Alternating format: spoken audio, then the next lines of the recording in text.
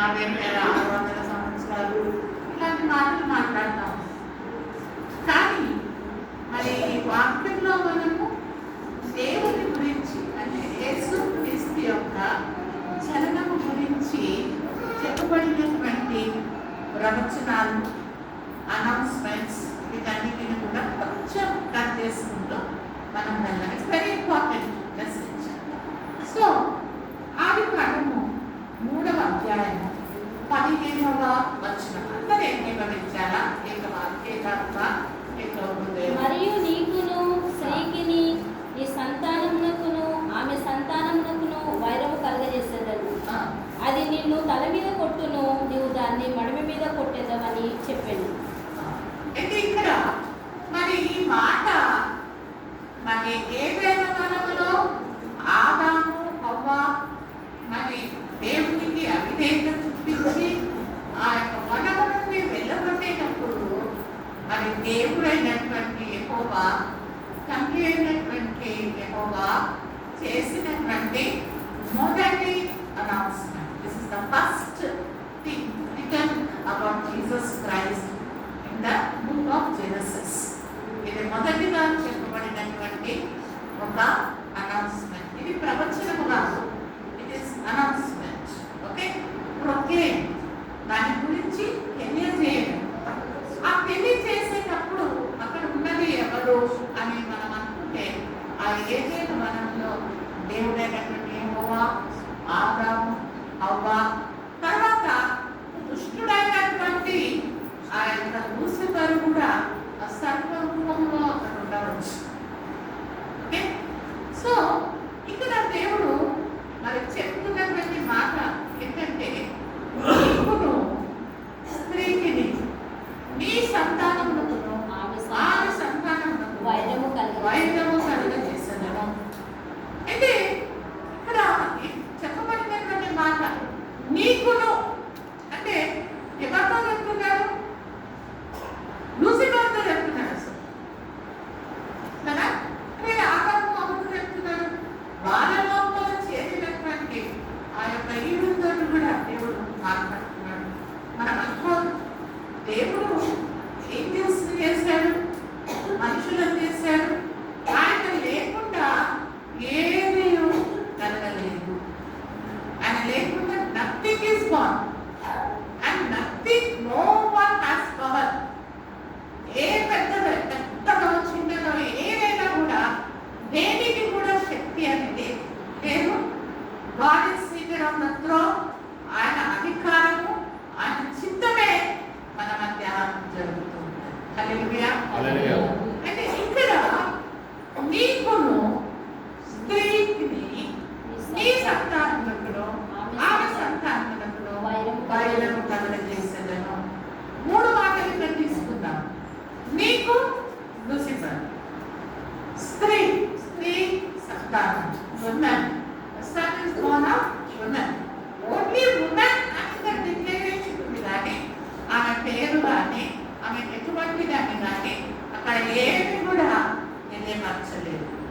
అవునా? సో ఇక్కడ విమెన్ అని రాయబడ్డది. మరి ఇక్కడ మనందరికీ తెలిసిన ప్రకారం లోకంలో జరిగేటటువంటి ఈ యొక్క మల్టిప్లికేషన్ అనేది మరి భార్య భర్తల కలయికతోటే సమస్త సృష్టి, పిల్లలైనా పక్షులైనా యానిమల్స్ అయినా ఇదంతా కూడా మనకు తెలుసు. కానీ ఇక్కడ and we possess the name of a father. అబ్రహాము కుమారుడు, యాకోబు కుమారుడు, నోవాహు కుమారులు అని ఇలా తండ్రి పేరు నుంచే వస్తున్నారు. అవునా కదా? కానీ ఇక్కడ జెండర్ చేసేవాడు స్త్రీ సంతానం అని ఇక్కడ చెప్పబడ్డది. అయితే ఈ క్రియేషన్ కి అగేన్స్ట్ గా ఏది కూడా జరగదు. Creation you cannot change the creation. ఆకులు పచ్చగా ఉంటే దాన్ని నల్ల ఆకులు అట్లా ఏమైనా చేస్తాం, ఏదో కలర్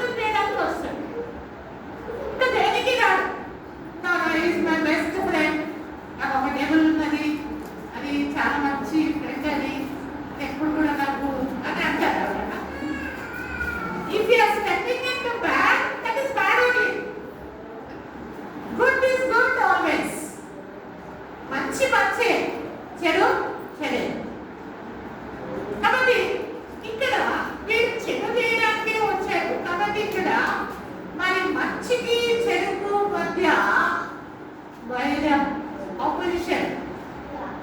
ఏంటది? ఆపోజిషన్. మళ్ళీ నేను చెప్పను కానీ గలీషియన్స్ లో చూస్తే మరి ఆత్మకును శరీరానికి ఎప్పుడు కూడా ఏం జరుగుతుంటది? యుద్ధము జరుగుతూ ఉంటుంది. శరీరం అంటే కొంచెం అనుకోవాలి ఏమైతుంది, పాస్టర్ బాగా వెళ్ళవచ్చులే అని శరీరం అంటుంటది. కానీ ఇక్కడ ఆత్మ ఏమంటుంటది? 5వ అధ్యాయం గలీషియన్స్ 5th chapter 17th verse. శరీరము ఆత్మకును, ఆత్మ శరీరమునకును విరోధముగా అపేక్షించును. ఇవి ఒకదానితో ఒకటి వ్యతిరేకంగా ఉన్నవి కనుక మీరేవి చేయ నిశ్చయించుతురో వాటిని చేయకుందురు. చాలా అయితే ఇక్కడ ఏముంది? War between the spirit and the flesh. ఇప్పుడు మనం పూజించేది ఆత్మదేవునితో మనం పూజిస్తున్నాం. శరీరము ఉంటే అది ఏమైతుంది? పెరిషబుల్. ఇది కొన్ని రోజులు ఉంటుంది, చనిపోతుంది. కానీ ఇక్కడ మనము సేవించుతున్నటువంటి దేవుడు ఆత్మ స్వరూపి అయినటువంటి దేవుడు. కాబట్టి మనము ప్రార్థించినప్పుడు ఆత్మతోనూ సత్యంతోనూ ఆరాధించమని దేవుడు మాట్లాడుతున్నాడు కదా. So we don't have any imagination. ఇట్లా ఉండొచ్చు, ఇట్లా కట్టున్నది, ఇంకా పొడుగు ఉన్నాడు, ఇంకా లావు ఉన్నాడు అని మనం చెప్పడానికి ఏమవుతుందా? దానికి మన రూపం ఉందా? లేదు. కానీ ఇది ఫీలింగ్స్. సో ఎందుకు గాలి అంతటా ఉన్నది, ఇంకంత గాలి అమెరికా ఉన్నది, ఆఫ్రికా ఉన్నది, అంతటా ఉన్నది. అది నూట మాస్టర్ గారు ఉన్నారు, ఉంటే ఇండియాలో ఉన్నారు, లేకపోతే అక్కడ అమెరికాలో ఉన్నారు. ఒకటే ప్లేస్ లో ఉండదు. నేను అక్కడ ఒక మాస్టర్ కాబట్టి అక్కడ కూడా ఉంటాను, ఇక్కడ కూడా ఉంటాను అని అంటారా? So the flesh cannot move. మరి అన్ని ప్లేసెస్ లో వెళ్ళలేదు. కాబట్టి దేవుడు అన్ని స్థలాలలో ఉండడానికి ఆయన ఆత్మతోనే మనము ఆరాధించవలసిన అవసరం ఉన్నది. So who is our God? The spirit of the God. Okay, సరేనా? తర్వాత మరి కిందికి ఇంకా వస్తే మరి ఇది దేవుని ఆత్మ వేరా, దురాత్మ వేరా? ఆ పనులు చేయడానికి we are the instruments. ఈ మైక్ లో నేను దేవుని పాట పాడొచ్చు, ఇదే మైక్ లో సినిమా పాట కూడా పాడొచ్చు. Isn't it? We are only instruments. మన బాడీ is an instrument. నువ్వు దేవుని కొరకు వాడబడుతున్నావా, సాతాను కొరకు వాడబడుతున్నావా, దేవుని ఆత్మ కలిగి ఉన్నావా, దయ్యపు ఆత్మ కలిగి ఉన్నావా? ఎట్లా మనకు తెలుస్తుంది? వారి క్రియల చొప్పున, వారి ప్రవర్తన ద్వారా, వారి చూపుల ద్వారా, మాటల ద్వారా మనకు తెలుసుకోవాలి. So we have to be very cautious ఉండాలి. ఎందుకంటే దుష్టునికి, విశ్వాసికి, అవిశ్వాసికి పొత్తు కలుస్తుందా? కలవదు. They cannot be together. విశ్వాసి ఎక్కడ పడిపోదా, అవిశ్వాసి బాగా నేర్చుకున్నారనుకో, అది సిందాబోధం. అదే భక్తులు కూడా అంటాడు, అట్లనే అంటాడు, వీళ్ళు పోతే మనము ఎక్కడ పోదాం, రేపు మీటింగ్స్ ఏమన్నా అక్కడ వద్దు, మనము రెస్టారెంట్ పోదాం. So that is the spirit difference అన్నమాట. సో ఇటువంటి డిఫరెంట్ స్పిరిట్స్ ఉన్నప్పుడు can you walk together? There is always a fight. ఎప్పుడు కూడా మరి కొట్లాడుతూ ఉంటారు, సమాధానం అనేది ఉండదు. కాబట్టి ఏమైనటువంటి బిడ్డలు ఉన్నారు, అట్ ఎనీ కాస్ట్ మీకు ఇచ్చిన రక్షణ మీరు పోగొట్టుకోండి.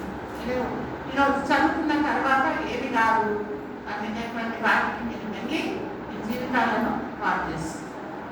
ఓకే, పెరుగు పాలు ఒక దాంట్లోనే ఉంటాయా? పెరుగన్న కావాలా, పాలన్నా కావాలా? సో ఇక్కడ వైరము అనేది మనం చూస్తున్నాం. తర్వాత మరి యెషయా గ్రంథంలోని 7వ అధ్యాయంలోకి వెళ్తాము. 7లో మరి ఇక్కడ 12 నుంచి కూడా మనం చూసుకుంటే దేవుడైన యెహోవా హాజ్కు ఏమని చెప్తున్నాడు? కింగ్ ఆహజ్ ఆయనకి ఏం చెప్తున్నాడంటే, ప్లీజ్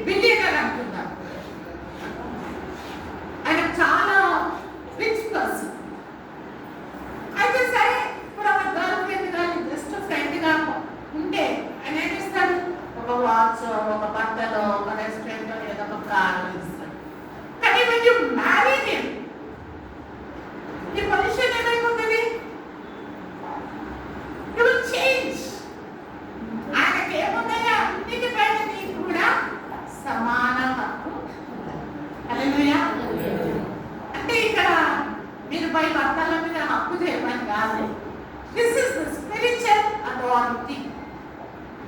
దేవుని యొక్క సమస్త ఆశీర్వాదాలను మీకు ఆటోమేటిక్ గా వాటన్నిటిని మీరు పొందడానికి అర్హులుగా ఉంటారు. దేవునికి స్తోత్రం. హల్లెలూయా. Lack nothing. అందుకే దావీదు అన్నాడు, యెహోవా నా కాపరి, నాకు ఏమీ కలగదు. ఎందుకంటే అంత గొప్ప రాజే నాతో ఉంటే నాకేమి కొదువ అనేది లేదంటున్నాడు. మరి ఇక్కడ ఆహాజ్ అంటున్నాడు, నన్ను అడుగు నేను నీకు చేస్తానంటే. మరి మనం కూడా కొన్నిసార్లు నేను వచ్చాను, ఆటోలో వచ్చాను, వస్తే ట్రాఫిక్ ఉన్నాడు అంటే నేను వద్దాను. అంటే మనం చాలా విషయాలు మనం ఏం చేస్తామంటే రిజెక్ట్ చేస్తాం, ఆశీర్వాదాలను రిజెక్ట్ చేస్తాము. వద్దులే, నేను ఎంత కష్టపెట్టాను, ఎందుకు లేని అట్లా చేస్తాం అనేసి అనేక విషయాలలో మనం ఏం చేస్తామంటే we will not ask God.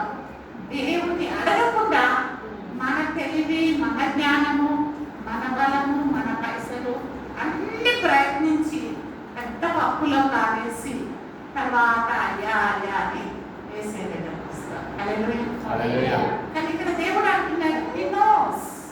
ఆయన మనల్ని క్రియేట్ చేశాడు.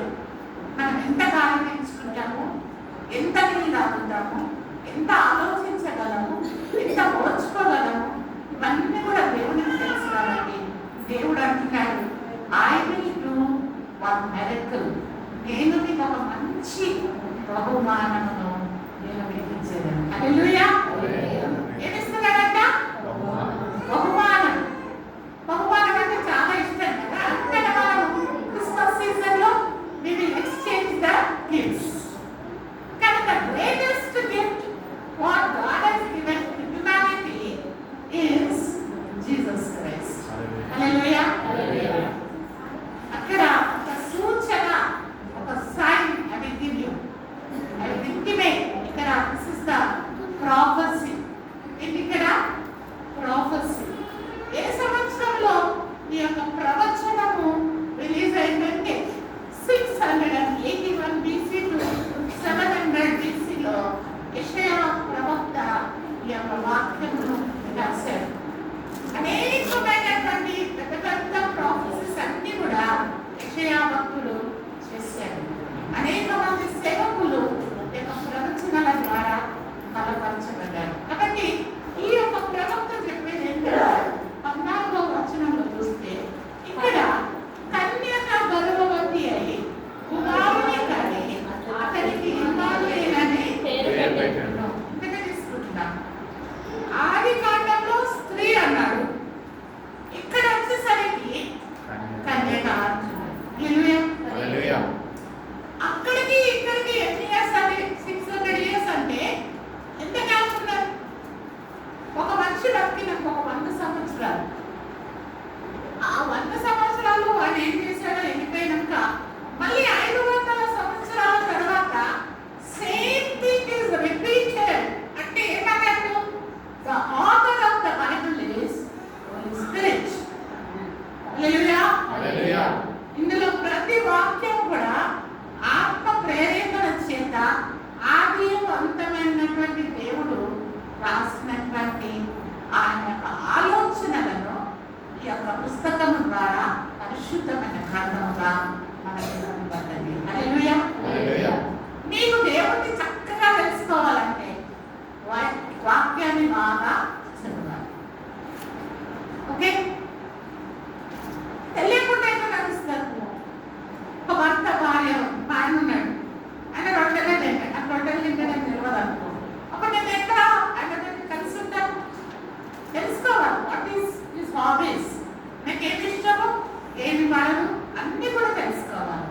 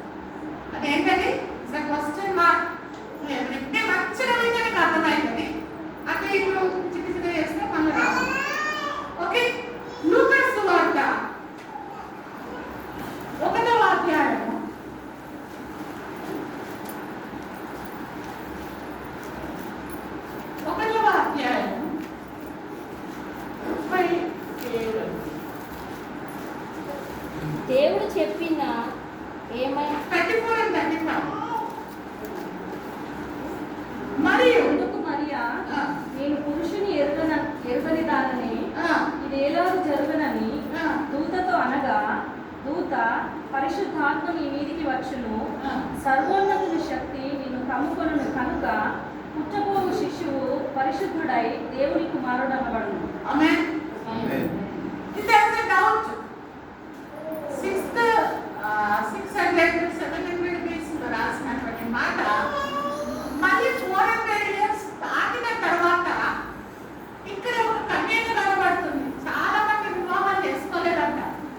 నేను మ్యారేజ్ చేసుకోకుండానే ఉంటా, ఏమి దేవుని కుమారుడు నాకు పుట్టాడేమో అని చాలా మంది కన్యకలుగానే ఉండిపోయారంట. కానీ దేవుడు ఏర్పరచుకునేటువంటి మరియమ్మ ఇక్కడ ఆమెకు కూడా డౌట్ వచ్చింది. This is unusual. జరుగుతుంది అసలు I don't know the man, I'm engaged, కానీ ఆయన ఎవరో నేనెవరో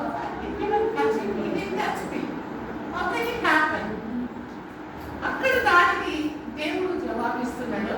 35 లో సర్వోన్నతుని శక్తి కమ్ముకొనును కనుక పుట్టబోవు శిశువు పరిశుద్ధుడు దేవుని కుమారుడు అనబడును. ఎట్లేమంటున్నాడంటే పరిశుద్ధాత్మ యొక్క శక్తి నిన్ను కమ్ముకొనును, కాబట్టి నీకు పుట్టబోయేటటువంటి కుమారుడు పరిశుద్ధుడై దేవుని కుమారుడు. ఎవరి కుమారుడు? దేవుని కుమారుడు. ఎవరి కుమారుడమ్మా? దేవుని కుమారుడు. ఈ మాటలు చాలా జాగ్రత్తగా వినాలి. చాలా మంది దేవుని కుమారుడు అంటే మన భార్య ఎక్కడ అని ఇప్పుడు కొత్త సంఘాలు వస్తున్నాయి. కొంతమంది స్త్రీలు అక్కడ పార్కింగ్ దగ్గర అక్కడ ఇక్కడ తిరుగుతూ ఉంటారు. తల్లి సంఘం అంటే ఏసయ్య ఉంటే ఆయనకు ఒక భార్య కూడా ఉందని అక్కడ పరలోకంలో నో జెండర్. అక్కడ పెళ్లికి ఇవ్వబడరు, పెళ్లి చేసుకోరు. హల్లెలూయా. ఇది ఆత్మీయమైనటువంటి సంబంధం. దేవుని యొక్క శక్తి మరియమ్మను మరి నమ్ముకుంటుంది. ఆ యొక్క శక్తి ద్వారా ఆమె గర్భవతి అయి అక్కడ ఒక కుమారుని. హల్లెలూయా. ఆయన ఎవరి కుమారుడు? దేవుని కుమారుడు. మరి నక్షత్రమే అని వాడతారు. మనం ఎక్కువ మరియం చూస్తున్నాం కాబట్టి మరియ కనయ మధుర హృదయ కదా. కానీ ఇక్కడ మరియమ్మకు పుట్టినటువంటి కుమారుడు దేవుని కుమారుడు. హల్లెలూయా. శరీరంగా ఆమె వెంటించింది. తర్వాత ఆమెకు 4 పిల్లలు పుట్టారు. సరే, ఇక్కడ యెషయా 7లో వచ్చేసరికి ఇప్పుడు కన్యక గర్భవతి ఎలా జరిగింది, ఈ కుమారుడు ఎవరి కుమారుడు అని మనము క్లారిఫికేషన్ వచ్చింది లేదా? ఏ వాక్యం అవసరము? క్రిస్మస్ మా తాత చేసుకున్నాను, నేను కూడా చేసుకుంటాను. గెస్టుల పోతే కేక్ ఇస్తారు, కొత్త బట్టలు వేసుకోవచ్చు, పచ్చూరలు కొట్టుకోవచ్చు, బిర్యానీ తినవచ్చు, పాట పాడితే అందరూ కెమెరాలో వేస్తారు. యూట్యూబ్లో అబ్బా మజానే వేయవచ్చు. క్రిస్మస్ స్టోరీ పెద్ద తాగొచ్చు, తినచ్చు. దీనికోసం కాదు. శరీరము బలహీన విషయంలో ఆల్ దీస్ థింగ్స్ దేవుని యొక్క ఉద్దేశం ఎందుకు పుట్టాడు ఈ లోకంలోనికి, దేవుడు ఎందుకు జన్మదినాన్ని చేసుకుంటున్నాడు, ఎందుకు ఇంతవరకు తెలియపరుస్తుంది. జీసస్ క్రైస్ట్ తర్వాత ఆయన కన్యక గర్భవతి అయి ఇక్కడ కుమారుని కనును. ఇప్పుడు మనం తెలుసుకోవాలి అంటే స్కానింగ్ చేసుకుంటాం. బాయ్ గర్ల్, గర్ల్ అయితే తీసేద్దాం, ట్విన్స్ అయితే వద్దు. కాబట్టి ఇక్కడ ఏం చేస్తామంటే వీ హ్యావ్ స్కానింగ్ మెషిన్. ఎంత మోడర్న్ అయిపోయినాం కదా. కానీ స్కానింగ్ అనేది ముందుగానే దేవుడు జెండర్ని కూడా ఇక్కడ తెలియపరిచారు. ఎంత అడ్వాన్స్డ్ కదా. So God is already revealed is going to be a son. ఆయన పేరు కూడా చెప్పేస్తారు.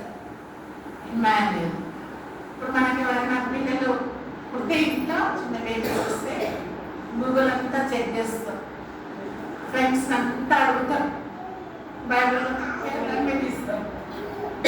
కానీ ఇక్కడ ఏమన్నా గూగుల్ చెక్ చేస్తుందా? God himself has given the name Emmanuel. ఏం పేరు? ఆ ఇమ్మాన్యుయేల్ అనేటటువంటి దానికి మీనింగ్ కూడా చెప్పేశారు. దాని మీనింగ్ ఏంటి? ఇమ్మాన్యుయేల్ అనే పేరు దేవుడు మనకు తోడు అని అర్థం. దేవుడు మనకు తోడు అని అర్థం. ఎప్పుడు చెప్పారు? 700 BC. అది ఎప్పుడు నెరవేరింది? ఎప్పుడు నెరవేరింది? మత్తయి సువార్త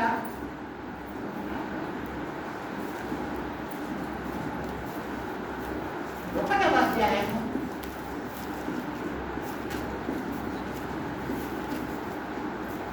22. ఇదిగో కన్య గర్భవతి అయి కుమారుని కన్నును, ఆయన ఇమ్మానుయేలని పేరు పెట్టుదురు అని ప్రభువు తన ప్రవక్త ద్వారా పలికిన మాట నెరవేరినట్లు ఇదంతయు జరిగేను. ఇమ్మానుయేల్ అనే పేరునకు భాషాంతరము దేవుడు మనకు తోడని అర్థం. ఎప్పుడేనది? ఇమ్మాన్యుయేల్.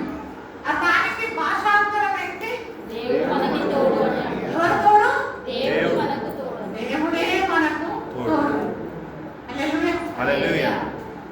హల్లెలూయా. హల్లెలూయా. చాలా మంది ఇమ్మాన్యుయేల్ అని పేరు పెట్టుకున్నారు. అంటే నీకు ఎప్పుడు తోడు ఉండాలి?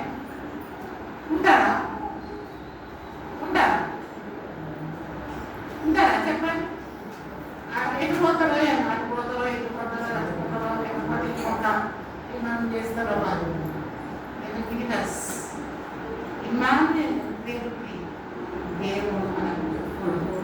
అందుకు క్రిస్మస్ రోజు మాత్రమే మనకు తోడు. డిసెంబర్ నెల అంతా మనకు తోడు. ఈ 11 months అంతా కూడా మనకు తోడు కాదు అని అంతేగా. దేవుడు మనకు సదా యుగ సమాప్తి వరకు నేను నీకు తోడై ఉన్నాను. అనగా యుగ సమాప్తి వరకు నేను నీకు తోడై ఉన్నాను. హల్లెలూయా. హల్లెలూయా. మరి మీకు if you are looking for a good friend, ఎవరికి తోడు లేదని బాధపడతారు. మా అమ్మ లేరు, నా భర్త లేరు, నా భార్య లేరు, నాకు ఫ్రెండ్ లేరు, నాకు మంచి అర్థం చేసుకునే వాళ్ళు లేరు అని అనుకునే వాళ్ళు ఎంతమంటున్నారు? జస్ట్ చెయ్యి అనుకోరా అసలు. Very good, very good. Must be sincere in the house of lord. ఇక్కడ ఎప్పుడు అనుకోరా నాకు ఒక మంచి ఫ్రెండ్ ఉంటే బాగుంది, అనుకుంటామా లేదా? నేనేగా అనుకున్నా. నేను నాతో అంటే నేను చెప్పండి చేస్తాను. పర్వాలేదు, పిచ్చోడినా పర్వాలేదు, కాయలు వచ్చిపోతున్నా పర్వాలేదు అని అనుకుంటారు. పర్వాలేదు. Do you want a good friends, faithful friends? Isn't it? ఇప్పుడు భార్య కావాలంటే అక్కడ కూడా చూస్తూ ఉంటాడు. నమ్మకాలు ఉండాలి సార్, నాకు మర్యాద అని చూసుకోవాలి అంటే చాలు. అక్కడ సంపాదించకపోయినా పర్వాలేదు.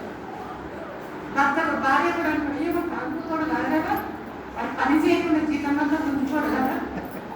ఇట్లాంటి మనకు they are all looking for faithful people. నేను చిన్నగా ఉన్నప్పటి నుంచి ఇప్పటి వరకు when I become a little young, అప్పుడు అనుకున్నాను ఒక మంచి ఫ్రెండ్ ఉన్నాను, నా ఫీలింగ్స్ అన్ని అర్థం చేసుకోవాలి, నాతో మాట్లాడాలి, నాకు అడ్వైస్ ఇవ్వాలి అనుకునేది. ఓన్లీ అంటే మనము టీనేజ్కి వచ్చినాక మెంటాలిటీ విల్ చేంజ్. అప్పుడు నేను ఏం చేశాను, మా మమ్మీకి మాట్లాడాలంటే భయం, డాడీతో చెప్పాలంటే భయం, మా ఇద్దరు అక్కలు వాళ్ళతో చెప్పినప్పుడు ఏం మాట్లాడుతున్నాం. So I cannot share the feelings. సరే, నాకు ఒక కజిన్ సిస్టర్ ఉంది, ఆమెకు అన్ని చెప్పింది. ఆమె పెద్ద మటివి, నా సీక్రెట్స్ అన్నీ ఆమె చెప్పేస్తుంది. అబ్బాయి చేస్తున్నట్టు చాలా బెటర్ ఉన్నాయి, దాన్ని కూడా మాటివి క్లోజ్. తర్వాత ఒక పేపర్ తీసుకొని ఇలా రాయడం డైరీ.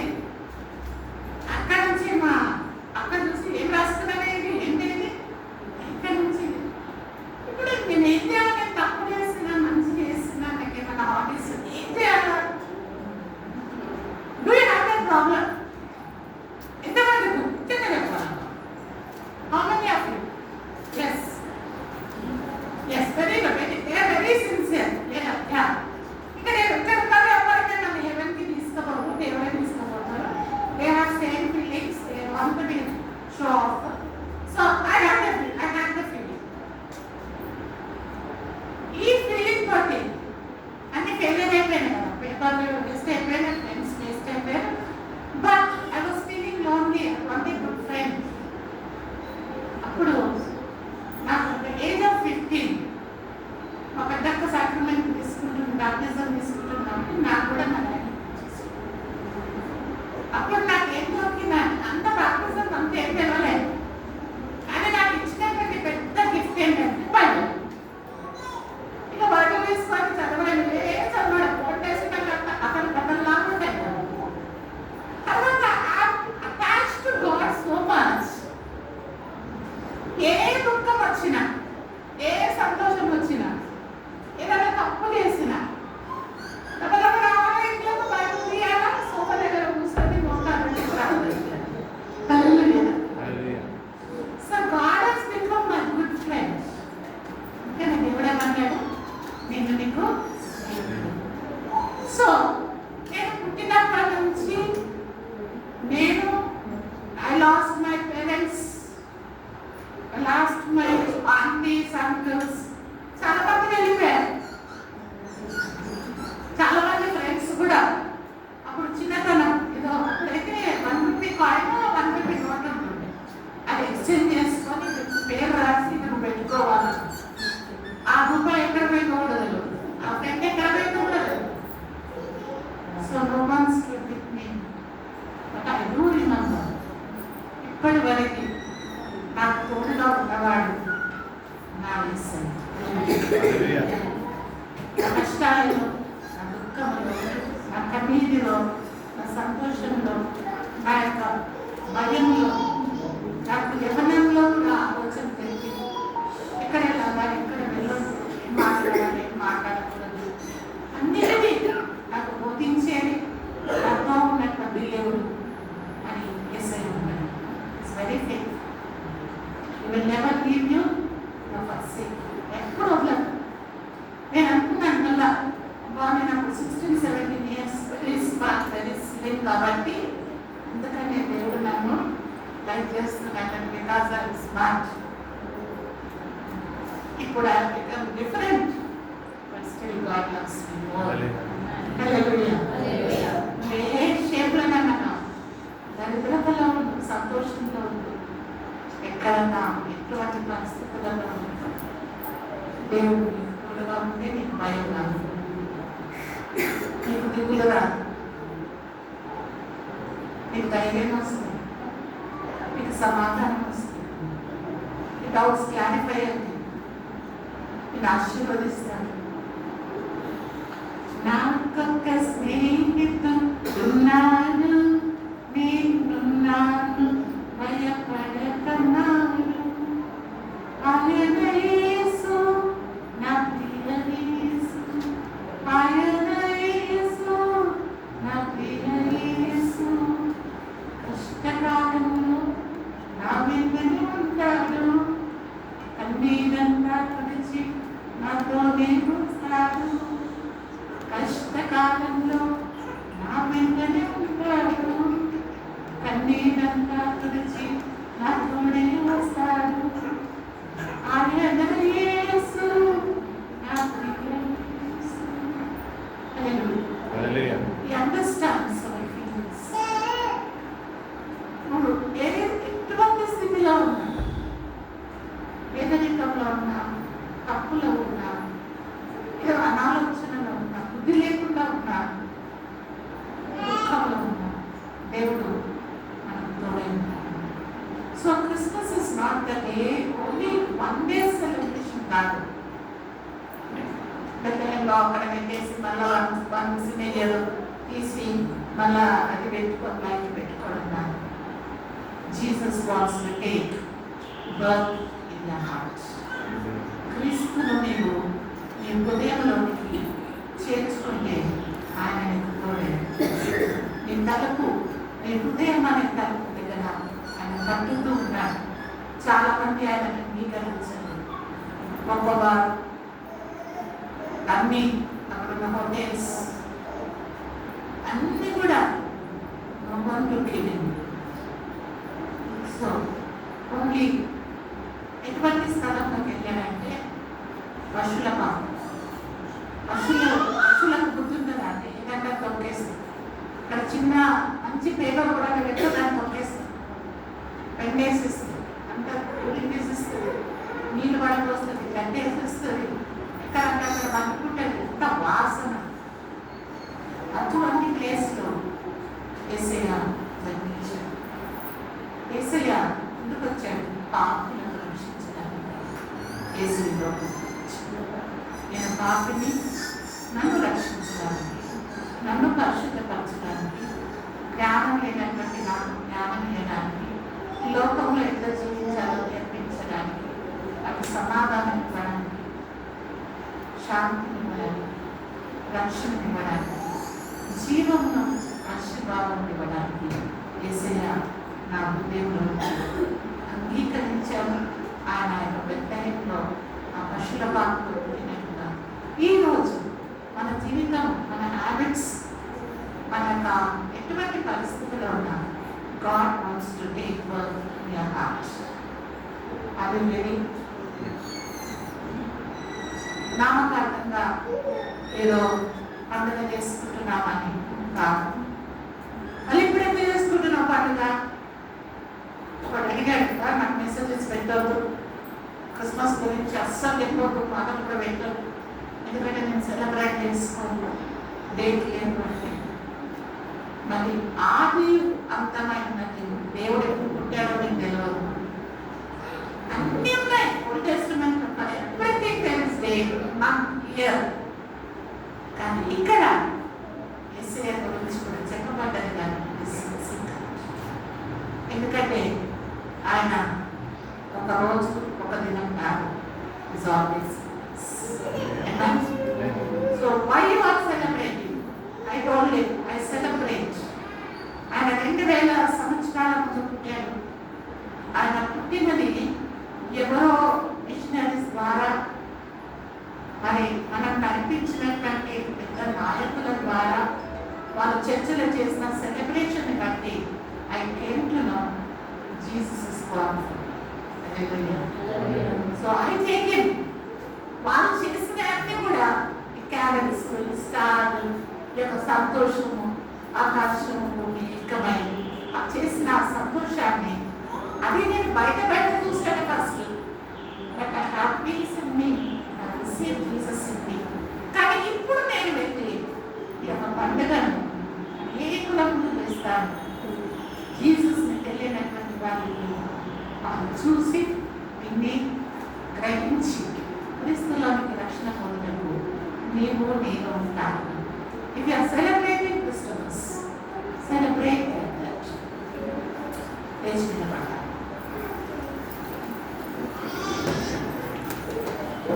హల్లెలూయా. హల్లెలూయా.